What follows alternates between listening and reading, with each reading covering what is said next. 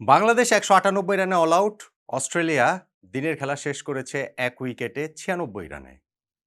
এমনটা যদি হতো সেটাই স্বাভাবিক।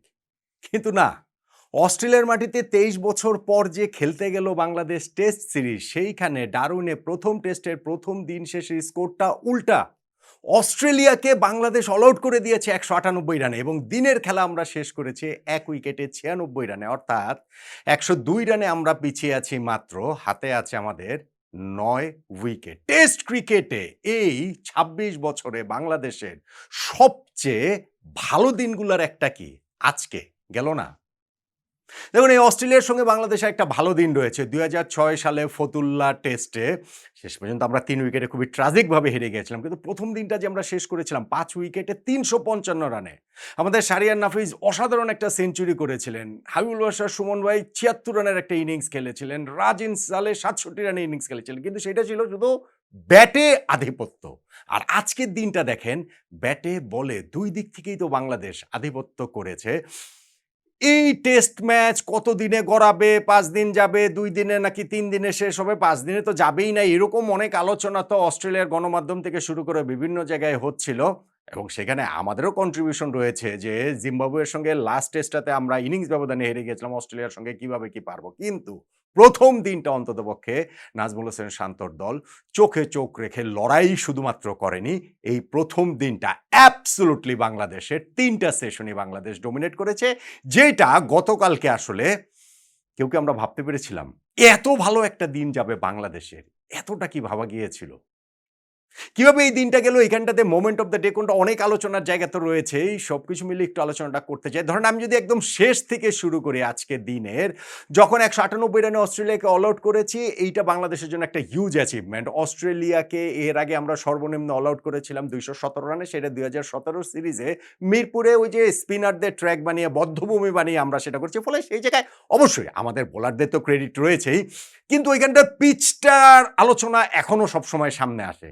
এইবার সেটা তো বলার উপায় নেই। এইবার তো অস্ট্রেলিয়ার মাটিতে খেলা, স্পোর্টিং উইকেটে খেলা এবং সেইখানে অস্ট্রেলিয়ার ক্যাপ্টেন প্যাট কামিন্স তিনি টস জিতে আগে যে নিজেরা ব্যাটিং এর সিদ্ধান্ত নিলেন, বাংলাদেশকে কি একটু খাটো করে দেখেছিলেন? আচ্ছা, এই অংশটা তো পরে আসে। আমি শেষের অংশটার কথা বলছিলাম। যখন তাদের ১৯৮ রানে অল আউট করে দিয়েছি সর্বনিম্ন রানে, তারপরে আসলে বাংলাদেশ কেমন ব্যাটিং করে তার উপরে দিনটা নির্ভর করত। ধরেন হচ্ছে গিয়ে আমরাও যদি যাচ্ছে তাই ব্যাটিং করতাম, তখন দিন শেষে যে হিসাবটা একটা সমানে সমান জায়গায় চলে আসতে পারত। আর যখন প্রস্তুতি ম্যাচে বাংলাদেশের ৫৪ রানে অল আউট হওয়ার স্মৃতিটা এই তরতাজা কয়েকদিন আগের ঘটনা অস্ট্রেলিয়াতে গিয়ে। ফলে আমাদের ব্যাটসম্যানরা কিভাবে রিঅ্যাক্ট করে সেটা দেখার ছিল। আমাদের ব্যাটসম্যানরা ব্রিলিয়ান্টলি রিঅ্যাক্ট করেছেন। তানজিদ হাসান তামিম এই জায়গাটাতে একটু লাকি ইন এ সেন্স যে হচ্ছে গিয়ে তিনি ০ রানে আউট হয়ে যেতে পারতেন। তার ক্যাচটা নাথান লায়ন ফেলে দিয়েছে পয়েন্ট থেকে কাভারে দৌড়ে গিয়ে। এটা আমি বলব রিলেটিভলি ইজি ক্যাচই আসলে তিনি ধরতে পারেননি। দেন এগেইন তানজিদ তামিম এটা আবার ভাগ্যটা একটু ফিরেও পেয়েছেন। কেননা তিনি নিজে ২ রানের সময় যে স্টিভেন স্মিথের ক্যাচ ছেড়েছিলেন, সেই স্মিথ ৭১ রান করেছিলেন। ফলে এই লাকটা আবার ওইভাবে যদি বলি ডিউ তানজিদ তামিমের ক্ষেত্রে, হ্যাঁ ঠিক আছে এবং সেটা থেকে তিনি কাজে লাগিয়েছেন। সাদমানের সঙ্গে ওপেনিং পার্টনারশিপটা ৮ ওভার কাটিয়ে দিয়েছেন। ৩৬ রান হওয়ার পর সেই ওপেনিং পার্টনারশিপটা ব্রেক হয়েছে। সাদমান যখন আউট হলেন লিডিং এ যেয়ে তিনি ওই পয়েন্টে লায়নের কাছে ক্যাচ দিয়ে তিনি আউট হলেন। বাঁহাতি বোলারদের মধ্যে টেস্ট ক্রিকেট হিস্ট্রিতে সবচেয়ে বেশি উইকেট এই উইকেটের মাধ্যমে হয়ে গেল মিচেল স্টার্কের ৪৩৪ উইকেট। রঙ্গনা হেরাথ শ্রীলঙ্কার বাঁহাতি স্পিনার তার ৪৩৩ উইকেট ছিল। আর কোনো বিপদ আমরা হতে দেইনি। দিনের বাকি সময়টা আমরা নির্বিঘ্নে পার করে দিয়েছি। তানজিদ হাসান তামিম এবং মমিনুল হক তাদের অবিচ্ছিন্ন ৬০ রানের পার্টনারশিপ। তানজিদ ৩২ রানে নট আউট, মমিনুল ৩৫ রানে নট আউট। ফলে এটা আসলে সত্যিকার অর্থেই একদিন স্বপ্নের দিন। এরকম একটা দিন আমরা টেস্ট ক্রিকেটে কাটিয়েছি। অস্ট্রেলিয়াকে ১৯৮ রানে অল আউট করে দিয়ে আমরা ১ উইকেটে ৯৬ রানে ১ম দিনের খেলাটা শেষ করে। ডেফিনিটলি টেস্ট ক্রিকেট তো আর একদিনেই তো আর রেজাল্ট হয়ে যায় না। তাহলে আর ৫ দিনের টেস্ট কেন? কিন্তু ১ম দিনটা বাংলাদেশের, পুরোপুরিই বাংলাদেশের। এবং সেইটার শুরুটা আমরা করেছি হচ্ছে গিয়ে ওই যে আমাদের দিনটা বাংলাদেশে তাতে হাসান মাহমুদের অবদানটা সবচেয়ে বেশি। হাসান মাহমুদ বাংলাদেশের পেস বোলার যিনি এই টেস্টে হচ্ছে গিয়ে নাহিদ রানা যে নাই, এই টেস্টের বিল্ড আপে এই পুরো সিরিজটার বিল্ড আপে আমাদের আক্ষেপের বড় জায়গা সেটা। এরকম একজন এক্সপ্রেস বোলারকে আমরা মিস করছি এই সিরিজটাতে। কিন্তু ১ম দিন শেষে অস্ট্রেলিয়ার ১ম ইনিংস শেষে সেইটার কথা কিভাবে বলবেন? যেইভাবে স্টেপ আপ করলেন হাসান মাহমুদ সেইটা আসলে অ্যামেজিং। দেশের বাইরে এর আগেও তার ২ বার ৫ উইকেট রয়েছে। এইবার তিনি ক্যারিয়ার সেরা বোলিং করলেন, ৬ উইকেট পেয়েছেন তিনি ৫৫ রানে এবং অস্ট্রেলিয়ার মাটিতে প্রথম কোনো বাংলাদেশি বোলার হিসেবে যে কোনো ফরম্যাট মিলিয়ে ৫ উইকেট তিনি পেলেন। টেস্টে ৩ উইকেট মাশরাফির ছিল, ওয়ানডেতে রুবেলের ৪ উইকেট ছিল, টি-20তে তাসকিনের ৪ উইকেট ছিল। প্রথম ৫ উইকেট পাওয়া বোলার হাসান মাহমুদ হলেন এবং সেইটাও কিভাবে দেখেন, ইনিংসের শুরুটাও তিনি করেছেন, ইনিংসের শেষটাও তিনি করেছেন এবং মাঝের অংশ তার পেস ট্রায়ার বাকি ২ জন তাসকিন এবং ইবাদত মাঝের কাজটা সেরেছেন। কিভাবে? বলছিলাম যে অস্ট্রেলিয়া টস জিতে আগে ব্যাটিংয়ের সিদ্ধান্ত নিয়েছে এবং প্রথম ঘন্টা তারা নির্বিঘ্নেই পার করে দিয়েছিল। তারপর পরপর ২ ওভারে এই হাসান মাহমুদ ২ ওপেনারকে আউট করে দিলেন।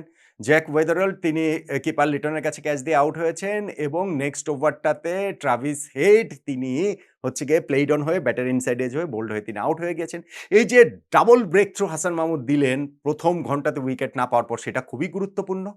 এরপরে গিয়ে আমরা লাঞ্চের আগে আরো ২ টা উইকেট পেয়েছি। মার্নাস লাবুশেনকে আউট করেছেন, স্লিপে ক্যাচ দিয়েছেন ইবাদত হোসেনের বলে।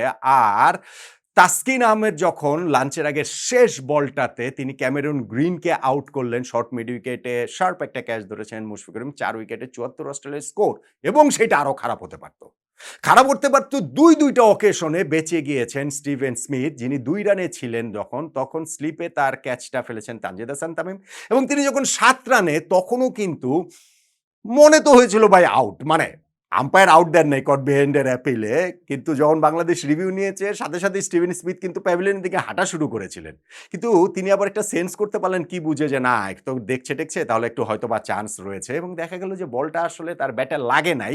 কিভাবে লাগলো না, মানে সাউন্ড টাউন্ড শুনে রিয়াকশন দেখে বাংলাদেশের বোলার ফিল্ডারদের, ইভেন স্টিভেন স্মিথ ব্যাটসম্যানের রিয়াকশন দেখেও মনে হয়েছিল সেটাও। যাই হোক, প্রযুক্তি অনেক কিছুই তো আমাদেরকে দেয় সঠিক, কিন্তু সবসময় যে সবকিছু সঠিক দেয় তা না। বাট স্টিল ওইটার পরেও বাংলাদেশের ফার্স্ট সেশনটা পুরোপুরি বাংলাদেশের, সেকেন্ড সেশনটাও বাংলাদেশের, কারণ এই সেশনেও বাংলাদেশ ৪টা উইকেট তুলে নিয়েছে এবং সেইখানটাতে সেকেন্ড সেশনটাও ফার্স্ট সেশনের মতো। ফার্স্ট আওয়ারটা একটা রিবিল্ডিং জব করেছে অস্ট্রেলিয়া, তাদের অ্যালেক্স ক্যারি এবং স্টিভেন স্মিথের পার্টনারশিপ 50 পেরিয়ে গেছে, ৫৫ রান হয়ে গেছে, ড্রিঙ্কস ব্রেকে চলে গিয়েছে। মনে হয়েছিল যে না বাংলাদেশ যে শুরুটা ভালো করেছিল সেইটাকে হয়তো বা বাংলাদেশ আর কন্টিনিউ করতে পারছে না, কিন্তু ওই ড্রিঙ্কস ব্রেকের পর আবার দুর্দান্ত রূপে বাংলাদেশ ওই কনসিস্টেন্টলি একই লাইন লেন্থে যে বোলিং করে দেওয়া, একই সঙ্গে আমাদের ক্যাপ্টেন নাজমুল হোসেন শান্ত বোলারদের যেভাবে ইউজ করেছেন সেটাকে আসলে ইউজ ক্রেডিট দিতে হবে।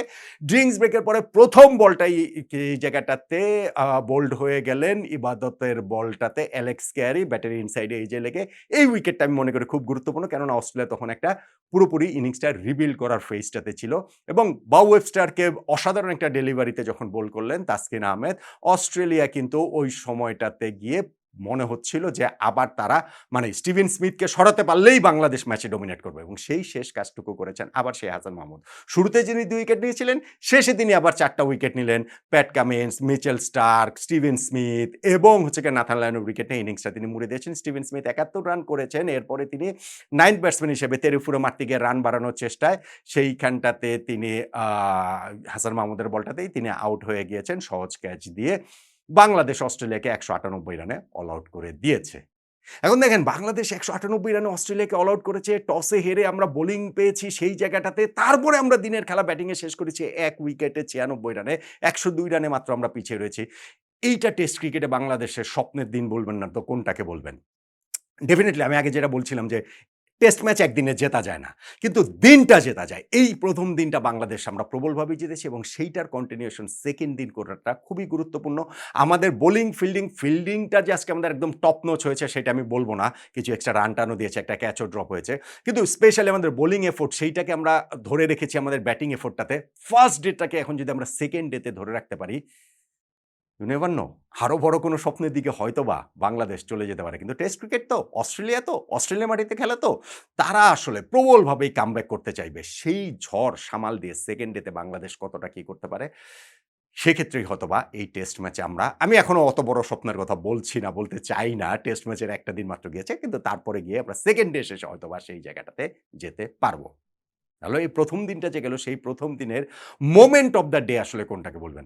হাসান মাহমুদ ৬ উইকেট পেয়েছেন, ফ্যান্টাস্টিক। ক্যারিয়ার সেরা বোলিং করেছেন, ফ্যান্টাস্টিক। বাংলাদেশের ৩ পেসার মিলে ১০ উইকেট নিয়েছে। টেস্ট ক্রিকেট হিস্ট্রিতে বাংলাদেশের দ্বিতীয়বারের মতো ২০২৪-এ পাকিস্তানের এগেইনস্টে রাওয়ালপিন্ডিতে সেটা হচ্ছিল ফ্যান্টাস্টিক।